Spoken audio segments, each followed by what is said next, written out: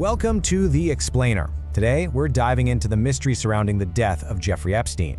We're going to focus on the specific details and documents that have really fueled so much public doubt and left so many questions unanswered. Okay, let's just jump right in. We're going to start with what many people see as the single most concrete piece of evidence, a tiny detail really, that calls the entire official story into question right from the get-go. So, the first major red flag, it pops up right in the autopsy report itself. See, when you put it side by side with other medical documents, a really glaring paradox emerges, and it's one that's incredibly difficult to explain away. And this is where things get, well, just plain bizarre. The official autopsy says the body had an enlarged prostate. Okay, but other documents suggest Epstein had what's called a radical prostatectomy. That's the complete removal of the prostate gland. So you have to ask, how can a body have an enlarged prostate if the man himself didn't even have one? You know, this single discrepancy, it leads to a pretty shocking conclusion.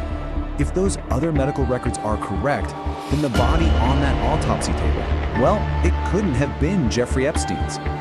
Okay, so let's move from the autopsy table to the actual scene of his death, because the questions just keep piling up. The environment he was in and the events right before he died, they just raise even more doubts. Look at this timeline.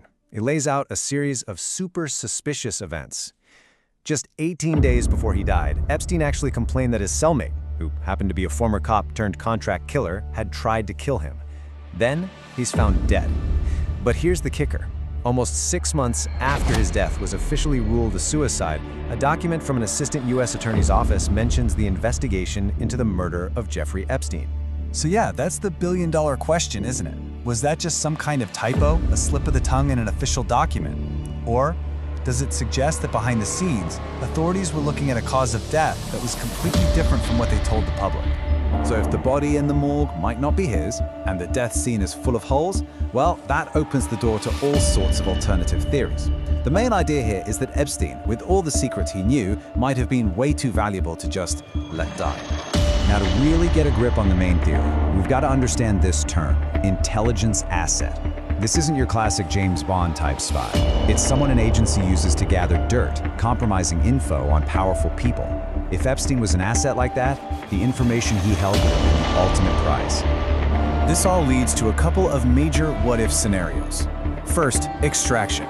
He was secretly taken from his cell to some secure location to be, well, milked for every last secret he had. Or second, relocation. He was given a brand new identity in life somewhere else as a reward for his cooperation. In either theory, the bottom line is the same. He didn't actually die in that cell. Okay, so beyond the theories about whether he's alive or dead, there's this whole other part of the story, the very real hunt for the physical evidence he allegedly left behind. Think of it as a kind of insurance policy, but one that was designed to be almost impossible to cash in. So the story goes that as soon as he was arrested, Epstein put a plan into motion. He supposedly hired people to collect all of his secret files and scatter them, hide them in random, unknown storage units all across the country. It created a literal wild goose chase for anyone trying to find them all. And this brings up a totally modern problem. I mean, even if a photo or a video of Epstein popped up tomorrow, with the rise of sophisticated AI and deepfakes, how would we ever know if it was real? It would be nearly impossible to tell if it's genuine or just a complete fabrication.